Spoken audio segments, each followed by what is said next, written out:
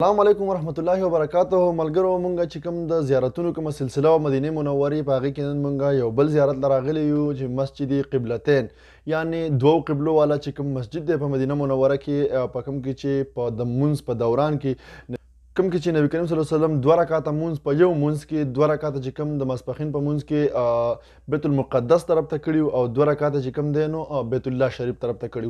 نو ان شاء الله موږ به دغه مسجد کې نو تاسو دغه مسجد ټول تاریخ او چې کوم د دې فضیلت او ارسه ورته ان شاء الله به د نن ویډیو کې خایو.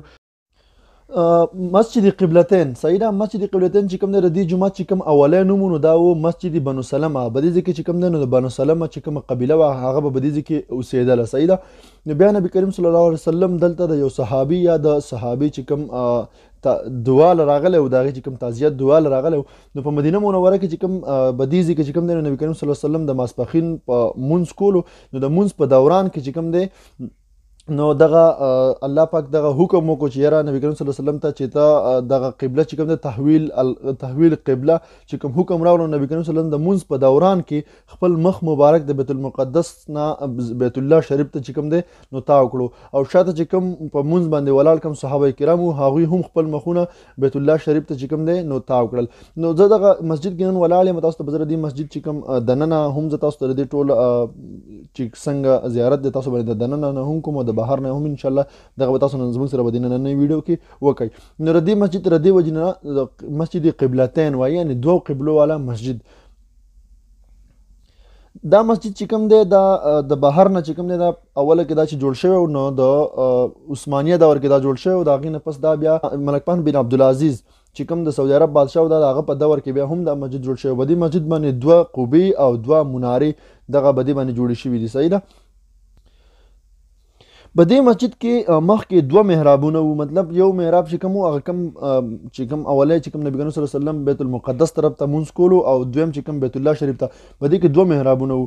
خو بیا زمونږ څه ساده خلک داسې وو چې هغه به دې ځای ته راتلل او دغه کوم بیت الله شریف ته چې کوم محراب نو به دغه سایډ ته به بیت المقدس طرف ته به هم مطلب مونځ کولو به دغه نیت باندې چې لکه دا موږ ته یو سنت دی یا موږ ته به دې باندې ثواب میلاویږي. نو د دغې وجې نه چې کوم د سعودي عرب حکومت دی نو هغه محراب دا غزینه لري کو او تاسو کته شي صرف دغه لږ کوم د محراب هغه نخه د جنماز یو نشانه جوړ کړي صرف دغه پاتې شوی دی. باقي چې کوم محراب نو دغه غزینه لري کو هم بدغه وجه باندې چې لکه زمونږ خلکو به لکه هغوی ته به دغه پته نه وه به دغه کې به د یو ثواب په نیت باندې یا د به دغه کې به ثواب لټاوه او په دغې باندې مطلب په مونځ باندې به دغه سایډ ته به هم نفلونه او دغه مونځونه کول.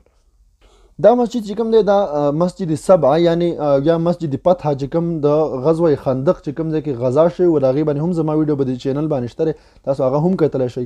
نو غزوه خندق چې په کوم ځای کې شوی دا د دغې نه تقریبا په 1 کیلومتر فاصله کې دی. نو که تاسو چېرته دلته راتلی نو تاسو دې ته پیادل هم راتلی شئ او مطلب تاسو دلته په ګاډي کې هم راتلی شئ ځکه چې ډېر زیات نږدې ځای دی دغه مسجد قبلتین چې کوم په مدینه منوره کې دی. اوس زیات خلک دغه سوچ کوي چې یاره صرف دا یو مسجد داسې و چې د دې مطلب بیت المقدس طرف ته هم محراب او بیت الله شریف ته هم. نو داسې نه ده. د مسجد نبوي صلی الله علیه وسلم چې کوم اولی محراب مطلب دغه هم رخ چې کوم بیت المقدس طرف ته و او د مسجد قبا چې کوم رخ نو دغه هم اوله کې بیت الله طرف ته دغه بیت المقدس طرف ته و. نو بیا چې کله دغه حکم رالو د قبلې د بدلولو نو دغه نه پس چې کوم جوماتونه مخکې جوړ شوي د هغې ټولو چې کوم رخ نو دغه بیت الله شریف ته تاو کړو. یا په کائنات کې مونږ ته نشي ستا مثال مدني نه لري سیال مدني. په کائنات کې مونږ ته نشي ستا مثال مدني نه لري سیال مدني. په کائنات کې مونږ ته نشي ستا مثال مدني نه لري سیال مدني. زما محبوبا اولین हम आखिरी नबी तान कुर्बान शम रहमतल लिलआलमीन नबी टोलो नबियानो की आला औ नाज़नीन नबी या वक्त कोला दिरावड़ा د نور شغلا دی راوړه تورې تیارې شوی ختم دسی رڼا دی راوړه سمرا حسینا شولا پترنگینا شولا سمرا حسینا شولا پترنگینا شولا شولو بہار پا دنیا ہم گلورینا شولا شولو بہار پا دنیا ہم گلورینا شولا یاستا پرت لورا غیر حي على الصلاة